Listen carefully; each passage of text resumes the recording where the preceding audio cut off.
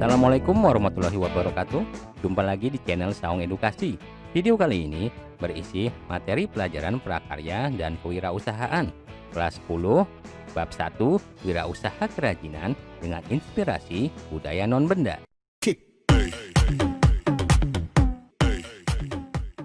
Namun sebelum mulai, jangan lupa untuk klik like, share, dan subscribe.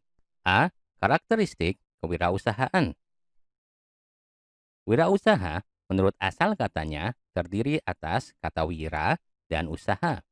Wira berarti pejuang, pahlawan, manusia unggul, teladan, berbudi luhur, gagah berani, dan berwatak agung. Usaha berarti perbuatan amal, bekerja, berbuat sesuatu. Pengertian wirausaha menurut Kamus Besar Bahasa Indonesia adalah orang yang pandai atau berbakat mengenali produk baru, menentukan cara produksi baru, menyusun kegiatan untuk mengadakan produk baru, mengatur permodalan operasinya, serta memasarkannya. Pelaku wirausaha dikenal juga dengan sebutan wirausahawan atau entrepreneur, adalah seorang yang memiliki kualitas jiwa kepemimpinan dan inovator pemikiran dalam melakukan usaha. Entrepreneur dapat diartikan juga sebagai seseorang yang mampu mewujudkan ide ke dalam sebuah inovasi yang sukses. Kewirausahaan atau entrepreneurship memiliki pengertian yang lebih luas lagi. Kewirausahaan seperti tercantum dalam lampiran keputusan Menteri Koperasi dan Pembinaan Pengusahaan Kecil adalah semangat, sikap, perilaku, dan kemampuan seseorang dalam menangani usaha atau kegiatan yang mengarah pada upaya mencari, menciptakan, serta menerapkan cara kerja, teknologi, dan produk baru dengan meningkatkan efisiensi dalam rangka memberikan pelayanan yang lebih baik dan atau memperoleh keuntungan yang lebih besar. Entrepreneurship adalah sikap dan perilaku yang melibatkan keberanian mengambil resiko, kemampuan berpikir kreatif, dan inovatif. Sifat-sifat seorang wirausahaan adalah seperti berikut. Yang pertama, percaya diri, lalu berorientasikan tugas dan hasil, berani mengambil resiko, memiliki jiwa kepemimpinan, keorisinalitas atau keaslian, berorientasi ke masa depan. Kepercayaan diri merupakan paduan sikap dan keyakinan seseorang dalam menghadapi tugas atau pekerjaan yang bersifat internal, sangat relatif dan dinamis, dan banyak ditentukan oleh kemampuannya untuk memulai, melaksanakan, dan menyelesaikan suatu pekerjaan. Kepercayaan diri akan mempengaruhi gagasan, karsa, inisiatif, kreativitas, keberanian, ketekunan, semangat kerja, dan kegairahan berkarya. Kunci keberhasilan dalam bisnis adalah untuk memahami diri sendiri. Oleh karena itu, wirausaha yang sukses adalah wirausaha yang mandiri dan percaya diri.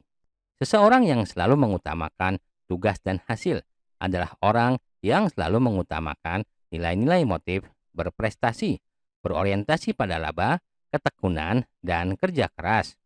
Dalam kewirausahaan, peluang hanya diperoleh apabila ada inisiatif. Perilaku inisiatif biasanya diperoleh melalui pengalaman dan pengembangannya. Diperoleh dengan cara disiplin diri, berpikir kritis, tanggap, bergairah, dan semangat berprestasi. Salah satu hal penting dalam memulai berbuat sesuatu yang baru adalah berani mengambil resiko untuk melakukan sesuatu yang belum pernah dilakukan sebelumnya. Inovasi atau kebaruan tidak akan muncul jika kita melakukan hal-hal yang sudah dilakukan oleh orang lain dan tidak berani melakukan hal-hal yang belum pernah kita lakukan. Wirausahawan adalah orang yang lebih menyukai usaha-usaha yang lebih menantang untuk mencapai kesuksesan atau kegagalan daripada usaha yang kurang menantang. Wirausahawan menghindari situasi resiko yang rendah karena tidak ada tantangan dan menjauhi situasi resiko yang tinggi karena ingin berhasil. Pada situasi ini ada dua alternatif yang harus dipilih, yaitu alternatif yang menanggung resiko dan alternatif yang konservatif. Kepemimpinan adalah sikap yang dimiliki oleh seorang pemimpin, di antaranya memiliki visi yang jelas, memiliki integritas dan kejujuran, mampu berkomunikasi dengan baik, menjadi teladan, rendah hati, mau mendengar, mampu memotivasi orang lain untuk melakukan tugasnya, dan berlaku adil. Seorang wirausahawan harus memiliki sifat kepemimpinan, kepeloporan, dan keteladanan. Ia selalu menampilkan produk dan jasa-jasa baru dan berbeda, sehingga ia menjadi pelopor baik dalam proses produksi maupun pemasaran, dan selalu memanfaatkan perbedaan sebagai suatu yang menambah nilai. Keaslian ide, gagasan, pemikiran, dan keputusan dapat diperoleh dengan keluasan wawasan dan kemampuan berpikir kreatif, serta melihat peluang yang ada. Orisinalitas muncul dari kemampuan untuk selalu menuangkan imajinasi dalam pekerjaannya, keinginan tampil berbeda atau selalu memanfaatkan perbedaan, memiliki sikap mental yang positif, dan daya pikir kreatif. Karya orisinal juga hanya dapat dihasilkan oleh wirausahawan yang memiliki keahlian di bidangnya, serta rajin mencoba hal-hal baru yang inovatif. Masa depan memiliki berbagai peluang dan tantangan yang berbeda dengan saat ini. Seorang dengan kewirausahaan berani melihat peluang dan tantangan tidak hanya di saat ini, melainkan juga di masa depan. Salah satu indikator atau tanda seseorang memiliki entrepreneurship atau jiwa kewirausahaan adalah mampu membuat usaha bisnis sendiri. Menjadi wirausahawan, keberhasilan wirausahawan adalah saat usahanya dapat menghasilkan keuntungan atau laba, mampu memperkerjakan banyak orang, memberikan manfaat bagi lingkungan sekitarnya, serta dapat memberikan kontribusi bagi kemajuan bangsa dan negaranya. Faktor penyebab keberhasilan wirausahawan biasanya erat kaitannya dengan hal-hal sebagai berikut. A. Jujur terhadap diri sendiri, jujur terhadap orang lain, dan jujur terhadap tujuan yang akan dicapai. B. Disiplin dan berani berbuat karena memiliki potensi, bakat, pengalaman, dan pengetahuan pada bidang bisnis yang dipilihnya, karena adanya keyakinan atau kepercayaan diri yang kuat, dan karena memiliki fasilitas-fasilitas untuk menunjang kelancaran usahanya yang cukup memadai. C. Dapat melaksanakan prinsip-prinsip manajemen dengan baik. Selain itu, yang menjadi modal utama untuk meraih keberhasilan dipengaruhi oleh hal-hal sebagai berikut. Pola pikir yang mengarah pada sikap dan kemauan untuk sukses. Kepribadian yang kuat untuk sukses. Kecakapan dalam mengelola usaha untuk sukses. Menerapkan manajemen usaha yang baik. Berani menanggung resiko dalam usaha atau bisnis. Secara singkat, keberhasilan usaha atau bisnis wirausahawan dalam mengelola usahanya dapat diidentifikasi pada hal-hal seperti berikut ini, yaitu sikap dan kemampuan serta tindakan-tindakan nyatanya, keberanian untuk berinisiatif, kecakapan dan keahliannya sesuai dengan bidang usahanya, pengalaman dan pendidikan, kegagalan wirausahawan.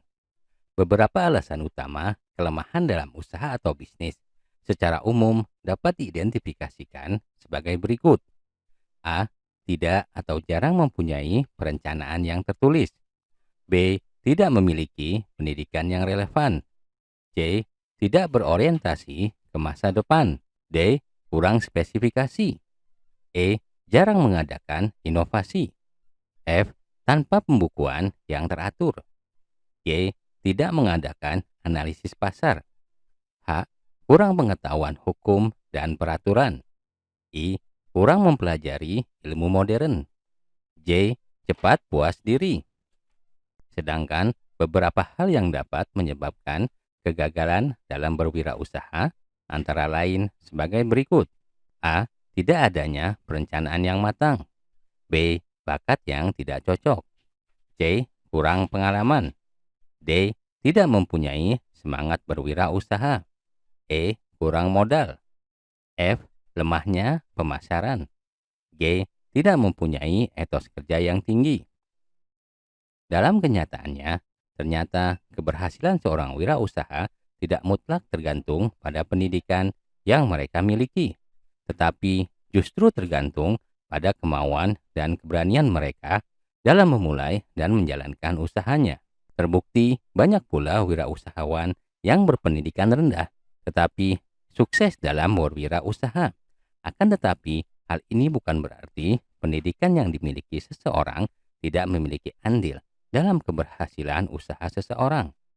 B. Perencanaan usaha kerajinan dengan inspirasi budaya non-benda. Budaya tradisional sebagai sumber inspirasi.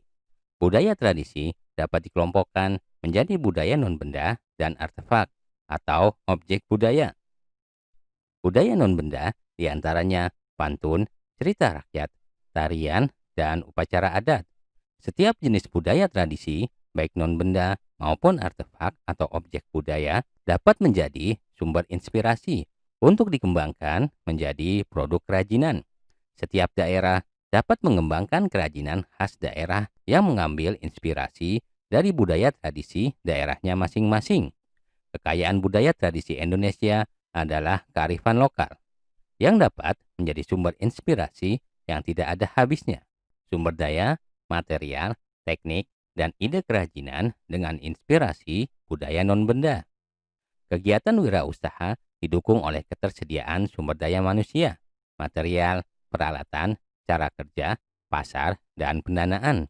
Sumber daya yang dikelola dalam sebuah wirausaha dikenal dengan sebutan 6M, yakni man atau manusia, money atau uang, material atau bahan, mesin atau peralatan, metode atau cara kerja, dan market atau pasar.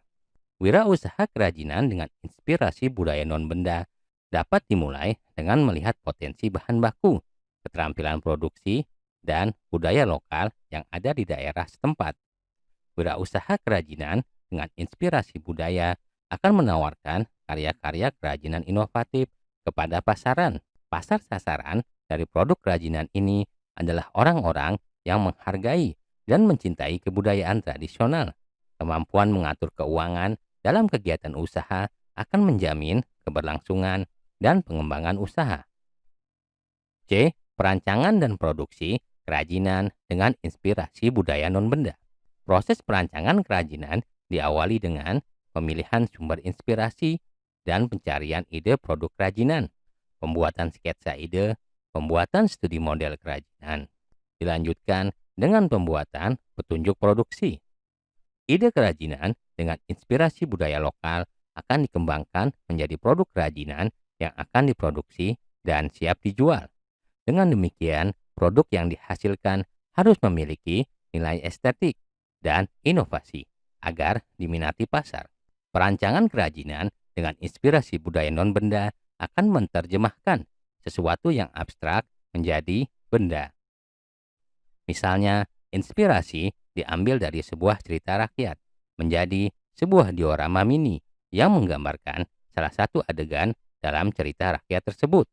Contoh lain adalah mengambil inspirasi dari kepercayaan simbolis burung enggak untuk dibuat menjadi ide untuk tekstil atau busana.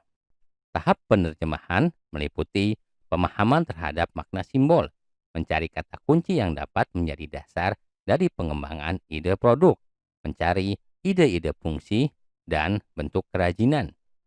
1. Pencarian ide produk. Ide bisa muncul secara tidak berurutan dan tidak lengkap, tetapi dapat juga muncul secara utuh. Salah satu dari kita bisa saja memiliki ide tentang suatu bentuk unik yang akan dibuat. Ide bentuk tersebut akan menuntut kita untuk memikirkan teknik apa yang tepat digunakan dan produk apa yang tepat untuk bentuk tersebut. Salah satu dari kita juga bisa saja mendapatkan ide atau bayangan tentang sebuah produk yang ingin dibuatnya, material, proses, dan alat yang akan digunakan secara utuh. Untuk memudahkan pencarian ide atau gagasan untuk rancangan kerajinan dengan inspirasi budaya non-benda, mulailah dengan memikirkan hal-hal berikut ini. Pertama, budaya non-benda apa yang akan menjadi inspirasi? Produk kerajinan apa yang akan dibuat? Mengapa produk kerajinan tersebut dibuat? Siapa yang akan menggunakan produk kerajinan tersebut? Bahan atau material apa saja yang akan dipakai? Warna dan atau motif apa yang akan digunakan? Adakah teknik warna tertentu yang akan digunakan? Bagaimana proses pembuatan produk tersebut? Alat apa yang dibutuhkan? Pertanyaan-pertanyaan tersebut dapat diungkapkan dan didiskusikan dalam kelompok dalam bentuk curah pendapat atau brainstorming. Pada proses brainstorming ini, setiap anggota kelompok harus membebaskan diri untuk menghasilkan ide-ide yang beragam dan sebanyak-banyaknya. Beri kesempatan juga untuk munculnya ide-ide yang tidak masuk akal sekalipun. Tuangkan ide-ide tersebut ke dalam bentuk tulisan atau sketsa. Kunci sukses dari tahap brainstorming dalam kelompok adalah jangan ada perasaan takut salah. Setiap orang berhak mengeluarkan pendapat, saling menghargai pendapat teman, boleh memberikan ide yang merupakan perkembangan dari ide sebelumnya, dan jangan lupa mencatat setiap ide yang muncul. Curah pendapat dilakukan dengan semangat untuk menemukan ide baru dan inovasi.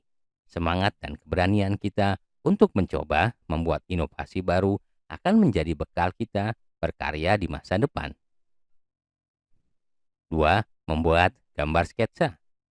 Ide-ide produk, rencana, atau rancangan dari produk kerajinan digambarkan atau dibuatkan sketsanya agar ide yang abstrak menjadi berwujud.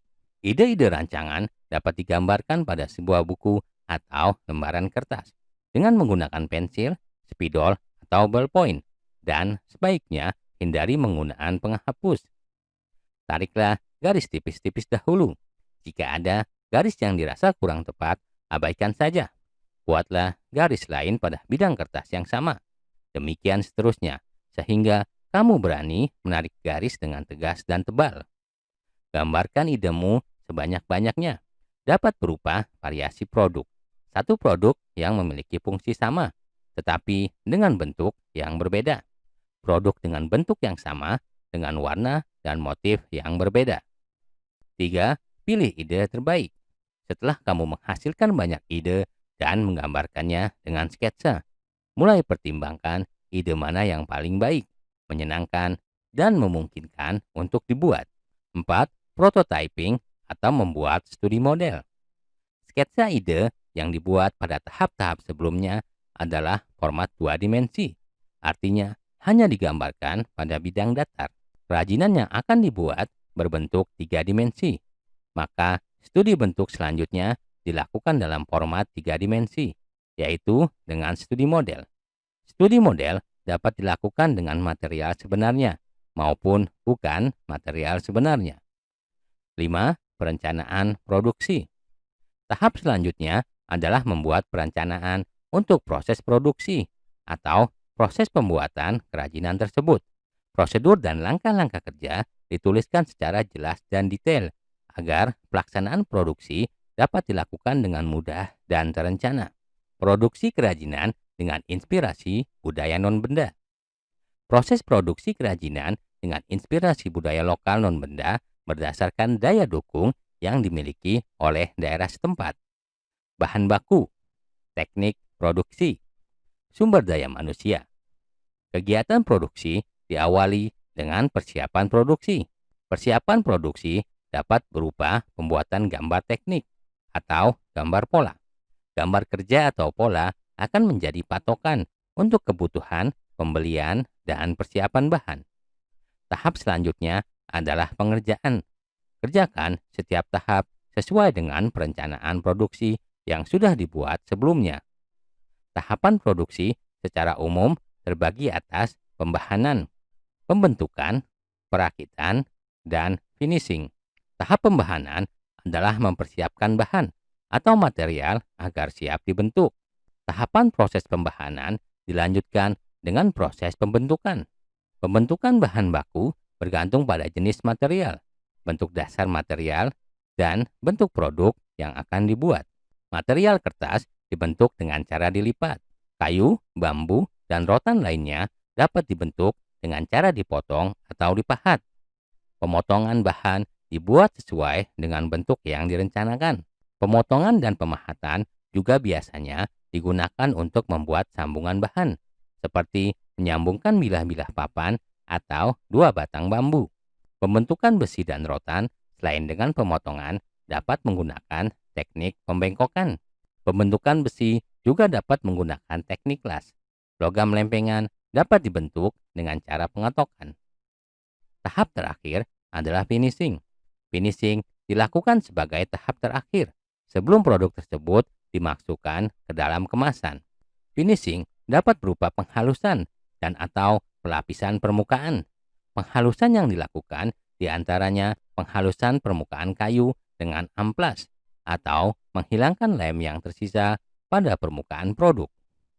Finishing dapat juga berupa pelapisan permukaan atau pewarnaan agar produk yang dibuat lebih awet dan lebih menarik. Kelancaran produksi juga ditentukan oleh cara kerja yang memperhatikan K3, kesehatan dan keselamatan kerja. Upaya menjaga kesehatan dan keselamatan kerja bergantung pada bahan, alat, dan proses produksi yang digunakan pada proses produksi. Proses pembahanan dan pembentukan material solid seringkali menghasilkan sisa potongan atau debu yang dapat melukai bagian tubuh pekerjanya. Maka dibutuhkan alat keselamatan kerja berupa kacamata pelindung dan masker anti debu. Proses pembahanan dan finishing apabila menggunakan bahan kimia yang dapat berbahaya bagi kulit dan pernapasan. Pekerja harus menggunakan sarung tangan dan masker dengan filter untuk bahan kimia.